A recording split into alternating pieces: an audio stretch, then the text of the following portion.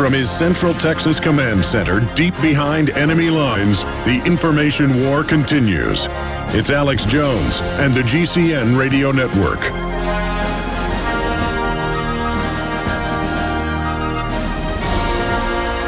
While most of the United States is busy watching the playoff games that are taking place today, the mainstream media is calling it historical and playing up just how important this is to the country.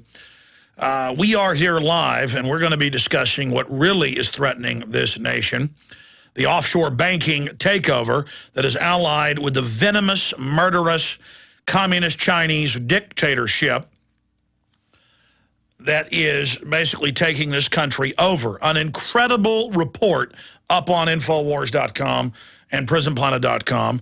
It's also linked up on the DrudgeReport.com. Chinese pianist plays propaganda tune at the White House. This is from the Epoch Times, published in major cities all over the world. And I follow the communist Chinese closely, and this article is stunningly accurate. It's a 11-page article, and we're going to be going over some of it. At a White House dinner, the Chinese pianist, basically chosen by the Chinese government to play, and the Chinese media was reporting on this at least an hour before he played, because it was aired in China, that they were going to play what is known as the Motherland Song, the most popular song in the Communist Party since Korea. The song is about murdering American troops and killing the jackals dead. And then the pianist, who's a popular artist in China, in English, told Phoenix TV, that's the international television network, that this was played especially to let the Americans know that China is the boss. And I have all of the incredible quotes here. So when I told you in the last few weeks that Hu Jintao was trying to rub our noses in it, there's no doubt about this. But, oh, our government's not worried about China. Oh, Iran with their prehistoric military. Oh, they need to be demonized. They need to be dealt with. Oh, yes, sir. Meanwhile, China's been given our missile systems, our fighter systems. They didn't steal any of it because the banks running America for decades have bragged that the 21st century is the Chinese century, and they made a deal with them to be the muscle, both economic and military, to bring the United States down. China wouldn't be a threat if we didn't have traitors running our country that are in league with China. And I'm going to cover that today. We also have the report here. China Bank moves to buy U.S. branches. Chinese stealth fighter jet may use U.S. technology. Give me a break. They claim they found it under a toadstool in Serbia. No, it was all given to them. We reported on it 12 years ago at the time. Incredible announcement from Google dealing with massive internet censorship. It is now here. You notice suddenly we hear all the announcements of let's have the fairness doctrine. Let's restrict bloggers. Let's shut down free speech. Let's do it all. They're moving right now because the global implosion by design is now happening. We'll also talk about the State of the Union coming up later in the week with Barack H. Obama and what he's going to be pushing there. Briefly, later in the next hour, I'm going to get into the V for Victory campaign we've launched. And a listener made this variant that we just posted up on Infowars.com. It's the top story there if you want to get it. It says new V for Victory posters. And you click on that, and it's got this new listener variant that you can copy and print off and post around your town or city. And then under it, it's got a link to our Facebook where there's got to be at least 30, 40 incredible new V for Victory posters that listeners have made and posted there. We have a link under it. But this one is incredible. It says it all. You know, I had this idea Thursday night, and Phil and I stayed up here about an hour late just to create a V and then a message at the bottom with Infowars.com saying we are all in danger. A police state control grid is being established in the United States. Now is the time for all lovers of liberty to stand together and to speak out against the growing tyranny destroying our republic. We will be victorious against the New World Order. Post this V for Victory flyer to warn others and show your peaceful resistance. Learn more at Infowars.com. Well, the listener added, we are Legion. We are not alone. You are not alone. United we stand. Victory. And I think it really makes it perfect. So they've really improved upon the design I came up with. Get that copy, that version, get it up everywhere. We're getting a lot of feedback. These things are going up nationwide and worldwide. Alex told you the government announced recently that the recession is over. It ended on June of 2009. The millions of Americans unable to find work might not agree. Perhaps the recession ended for the bankers and government employees, but for the rest of us, things seem to be getting worse. Gold and silver haven't heard the news either. They've begun their long-expected journey to the moon. In addition to converting your shrinking dollars into gold and silver, you should consider a food savings account from eFoods Direct. They both make fabulous investments. Food is our greatest dependency, and we know it will be more precious than any financial resource. You and your family need food to survive a crisis, and you can't eat paper, stocks, or metals. Alex has been urging you to invest in delicious, easy-fix meals to enjoy now or save for long-term. This will freeze the cost of your food while you can still afford it. Visit efoodsdirect.com on the internet or call 800-409-5633. That's efoodsdirect.com or 800-409-5633. The Genesis Communications Radio Network proudly presents The Alex Jones Show, because there's a war on for your mind. We're live, my friends. It is Sunday, the 23rd day of January, 2011. We're going to be here live for the next 2 hours, as we are every Sunday. I'm on the air 6 days a week. We come back, of course, Monday through Friday from 11 a.m. to 2 p.m. Central Standard Time. And no, I'm not at home getting drunk watching the NFL playoffs between the four teams. I'm not busy at the gas station buying my case of beer. I am here warning and sounding the alarm for people about the nature of the tyrannical world government that is being established by the globalists. The private banking cartels. They make Bernie Madoff look like a saint. Elite banking cartels and families that have created Ponzi schemes after Ponzi schemes and are now destroying the world economy by design to bring in a world government that is militarily and economically backed up by the communist Chinese. How do I know that?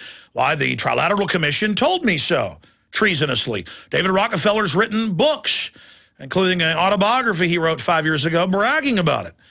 I have made many films covering their own white papers and admissions.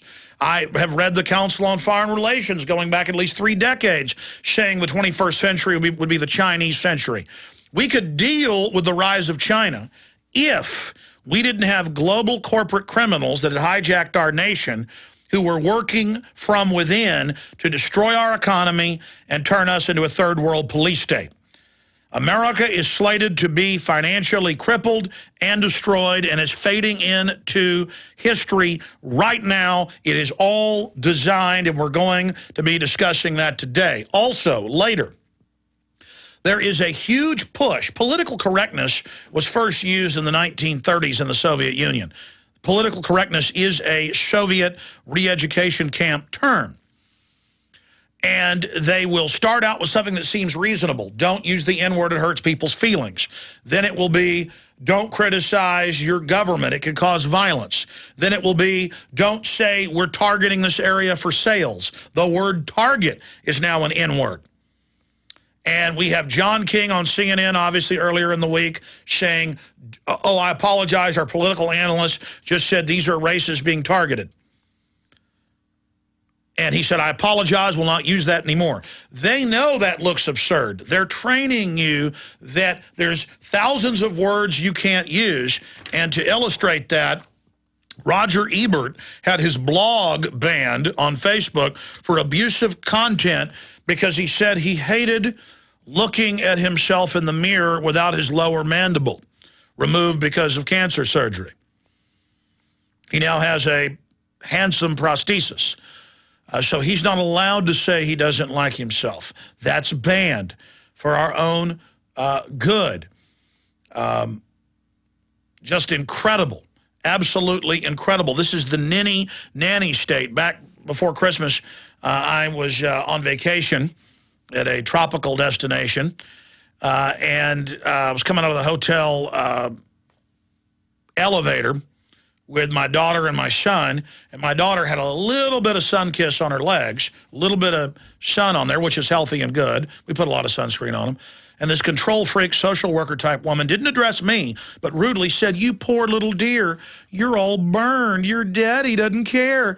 And I didn't say anything to her. She started freaking out and going, "How did that happen? How did that happen? Oh, you're not putting sunscreen on." This is their little secret police control freak world.